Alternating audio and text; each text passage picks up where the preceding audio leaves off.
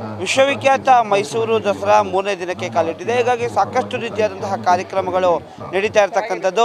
ಹೀಗಾಗಿ ಏನು ಮೈಸೂರಿನ ಪಾರಂಪರಿಕತೆ ಹಾಗೂ ಹೆರಿಟೇಜ್ ಸಿಟಿ ಅಂತ ಏನು ಮೈಸೂರು ಹೇಳ್ತೀವಿ, ಹೀಗಾಗಿ ಪಾರಂಪರಿಕ ಇಲಾಖೆ ಸಾಕಷ್ಟು ದಿನಗಳಿಂದಲೂ ಕೂಡ ಸಾಕಷ್ಟು ರೀತಿಯಾದಂತಹ ಒಂದು ಎಜುಕೇಟೆಡ್ ಮಾಡುವಂತಹ ಕಾರ್ಯಕ್ರಮವನ್ನು ಮಾಡ್ತಾಯಿದೆ. ಭಾಳ ಪ್ರಮುಖವಾಗಿ ಏನು ನಿನ್ನೆ SD ಬೈಕ್ನ ಸವಾರಿ ಏನಿತ್ತು, ಅದು ಇವತ್ತು ಮೈಸೂರು ಅಂತಂದರೆ ಪಾರಂಪರಿಕತೆ. ಹೀಗಾಗಿ ಮೈಸೂರಿನ ಪಾರಂಪರಿಕತೆಯ ಸಂಕೇತ ಆಗಿರುವಂತಹ ಟಾಂಗಾ ಗಾಡಿ, ಚಾಂದ್ ಪಸಂದ್ ಟಾಂಗಾ ಗಾಡಿ ಇರ್ಬೋದು ಅಥವಾ ಇತರ ಟಾಂಗಾ ಗಾಡಿಗಳಲ್ಲಿ ಏನು ಸಾಂಪ್ರದಾಯಿಕ ಉಡುಗೆ ತೊಟ್ಟ ದಂಪತಿಗಳನ್ನು ಕೂರಿಸ್ಕೊಂಡು ಮೈಸೂರಿನ ಪ್ರಮುಖವಾದಂತಹ ರಾಜ್ಯ ಬೀದಿಗಳಲ್ಲಿ ಏನು ಸಾಕ್ತಾರೆ. ತದಾದ ನಂತರ ಆ ಒಂದು ಮೆರವಣಿಗೆಯ ನಂತರ ಏನು ಮೈಸೂರಿನಲ್ಲಿ ಇರುವಂತಹ ಹಲವಾರು ಪಾರಂಪರಿಕ ಕಟ್ಟಡಗಳ ಮಹತ್ವವನ್ನು ಸೋರ್ತಾರೆ. ಈಗ ನೀವು ನೋಡ್ತಾ ಇರ್ಬೋದು, ಏನು ಮಧು ಒಣಗಿತಿಯಂತೆ ಅಥವಾ ವಧುವರರಂತೆ ಏನು ಸಾಂಪ್ರದಾಯಿಕ ಉಡುಗೆಯಲ್ಲಿ ಮಿಂಚ್ತಾ ಇರ್ತಕ್ಕಂಥದ್ದು. ಹಾಗೂ ಅನೇಕ ಅಂದರೆ 30ಕ್ಕೂ ಹೆಚ್ಚು ಟಾಂಗಾ ಗಾಡಿಗಳು ಈಗಾಗಲೇ ಸಿದ್ಧವಾಗಿದೆ. ಮೈಸೂರಿನ ಪ್ರಮುಖ ಬೀದಿಗಳಲ್ಲಿ ಸಂಚಾರವನ್ನು ಕೂಡ ಮಾಡ್ತಾರೆ. ಸಾಕಷ್ಟು ಹಿರಿಯ ದಂಪತಿಗಳಿರ್ಬೋದು ಅಥವಾ ನೂತನವಾಗಿರುವಂತಹ ಯುವ ದಂಪತಿಗಳು ಕೂಡ ಏನು ಈಗಾಗಲೇ ಈ ಒಂದು ಟಾಂಗಾ ಸವಾರಿಯಲ್ಲಿ ಇರ್ತಕ್ಕಂಥದ್ದು.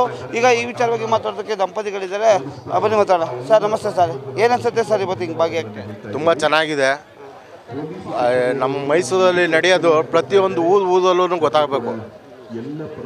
ಇದು ಮೈಸೂರಿನ ಸಂಸ್ಕೃತಿ, ಇದೆಲ್ಲ ಎಲ್ಲ ದೇಶಗಳಿಗೂ ತಿಳಿಬೇಕು ಅಂತ ನಾವು ಕೇಳ್ಕೊತೀವಿ. ಎಲ್ಲಿಂದ ಬಂದಿರೋದು ಸರ್?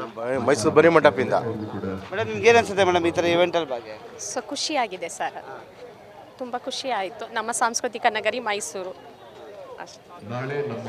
ಇನ್ನೂ ಸಾಕಷ್ಟು ಜನರು ಕೂಡ ಈಗಾಗಲೇ ನೀವು ನೋಡ್ತಾ ಇರ್ಬೋದು, ಏನು ಅವರವರ ಸಾಂಪ್ರದಾಯಿಕ ಉಡುಗೆಯನ್ನು ಅಂದರೆ ಕೊಡಗಿನ ಶೈಲಿಯಲ್ಲಿ ಉಡುಗೆಯನ್ನು ತೊಟ್ಟಿದ್ದಾರೆ. ಹಾಗೂ ಅನೇಕರು ಕೂಡ ಏನು ತೊಟ್ಟಿರ್ತಕ್ಕಂಥದ್ದು.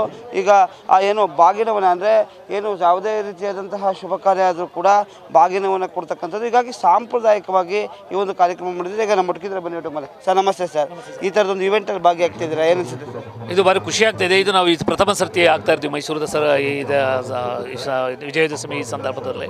ಇದು ಪಾರಂಪರಿಕ ಪುರಾತನ ಇವರು ಮಾಡ್ತಾ ಇದ್ದಾರೆ. ಇದು ಮುಂದಕ್ಕೂ ಇದೇ ರೀತಿ ನಡ್ಕೊಂಡ್ಬಿಟ್ಟು ಎಲ್ಲರೂ ಚೆನ್ನಾಗಿ ಹಾಗಿದ್ದಕ್ಕೆ ಮೊದಲಾಗಿ ಈ ದಸರಾ ಹಬ್ಬದ ಮೈಸೂರು ಜನತೆಯ ಕರ್ನಾಟಕ ಎಲ್ಲರಿಗೂ ಶುಭಾಶಯಗಳನ್ನು ಕೋರ್ತಿದ್ದಾರೆ. ತುಂಬ ಖುಷಿ ಆಗ್ತಿದೆ. ಮೊದಲನೇ ಸಲ ಭಾಗವಹಿಸ್ತಾ ಇರೋದು.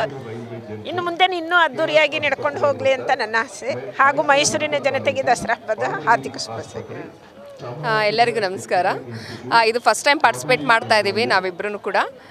ಅಂದರೆ ತುಂಬ ಖುಷಿ ಆಗ್ತದೆ. ಅಂದರೆ ನಾವು ಮೈಸೂರಿನವರೇ ಆಗಿದ್ದರೂ ಕೂಡ ದಿನ ಓಡಾಡೋದಕ್ಕೂ ಇವತ್ತು ಪಾರಂಪರಿಕ ಉಡುಗೆ ತೊಟ್ಟು ಪತಿ ಜೊತೆ ಓಡಾಡೋದಕ್ಕೂ ತುಂಬ ವ್ಯತ್ಯಾಸ ಇದೆ. ಹೆಚ್ಚಿನ ಜನ ಇನ್ನೂ ಕೂಡ ಪಾರ್ಟಿಸಿಪೇಟ್ ಮಾಡಿ ಎಲ್ಲರಿಗೂ ನಮ್ಮಂಥವ್ರಿಗೂ ಇನ್ನೊಂದಷ್ಟು ಪ್ರೋತ್ಸಾಹ ಕೊಟ್ಟರೆ ಇನ್ನೂ ಖುಷಿ ಆಗುತ್ತೆ ಸರ್. ಇದೊಂದು ಈಗ ಈ ಡ್ರೆಸ್ಸಲ್ಲಿ ಹಾಕ್ಕೊಂಡು ಬಂದು ಇವೆಲ್ಲನೂ ನಾರ್ಮಲಾಗಿ ಯಾವತ್ತೂ ಹಾಕ್ಕೊಂಬರಲ್ಲ. ಒಂದು ಮದುವೆ ಸೀಸನಲ್ಲಿ ಹಾಕ್ಕೊಂಡಿರ್ತೀವಿ. ಇದು ನಮಗೆ ಸಿಕ್ಕಿರೋ ಎರಡನೇ ಅವಕಾಶ. ಚೆನ್ನಾಗಿದೆ, ಖುಷಿ ಆಗ್ತಾಯಿದೆ. ಅದರಲ್ಲೂ ಟಾಂಗಾದಲ್ಲಿ ಸವಾರಿ ಮಾಡ್ತಾ ಇರೋದು ಇನ್ನೂ ಖುಷಿ ಅನ್ನಿಸ್ತಾ ಇದೆ. ಅದು ಬೆಳಗಿನ ಒಂದು ಚಮು ಚಳಿ ಮತ್ತು ಮಂಜಿನ ವಾತಾವರಣದಲ್ಲಿ ತುಂಬ ಚೆನ್ನಾಗಿ ಅನ್ನಿಸ್ತಾ ಇದೆ. ಇದೇ ಥರನೇ ಮುಂದೆ ಹೆಚ್ಚಿನ ಸಂಖ್ಯೆಯಲ್ಲಿ ದಂಪತಿಗಳು ಬಂದು ಇದು ಮಾಡ್ತಾ ಇದ್ದಾರೆ. ಇನ್ನೂ ಚೆನ್ನಾಗಿ ನಡೆಯುತ್ತೆ. ತುಂಬ ಥ್ಯಾಂಕ್ಸ್. ಇದಿಷ್ಟು ಏನು ದಂಪತಿಗಳ ಮಾತಾಗಿರ್ತಕ್ಕಂಥದ್ದು. ಏನು ರಾಜರ ವೈಭೋಗದಲ್ಲಿದ್ದಂತಹ ಏನು ಪಾರಂಪರಿಕತೆ ಏನಿತ್ತು ಅಥವಾ ಹಿಂದೆ ಮೈಸೂರಿನ ರಾಜ್ಯ ಬೀದಿಗಳಲ್ಲಿ ಟಾಂಗಾ ಸವಾರಿಯನ್ನು ಏನು ಮಾಡ್ತಿದ್ರು ಅದನ್ನು ಮರುಕಳಿಸುವಂಥ ರೀತಿಯಲ್ಲಿ ಇವತ್ತು ನಿರ್ಮಾಣ ಆಗಿದೆ ಅಂತಲೇ ಹೇಳ್ಬೋದು. ಕ್ಯಾಮರಾಮನ್ ಸತೀಶ್ ಜೊತೆ ಯಶಸ್ ಮಾತು ನ್ಯೂಸ್ ಕನ್ನಡ, ಮೈಸೂರು.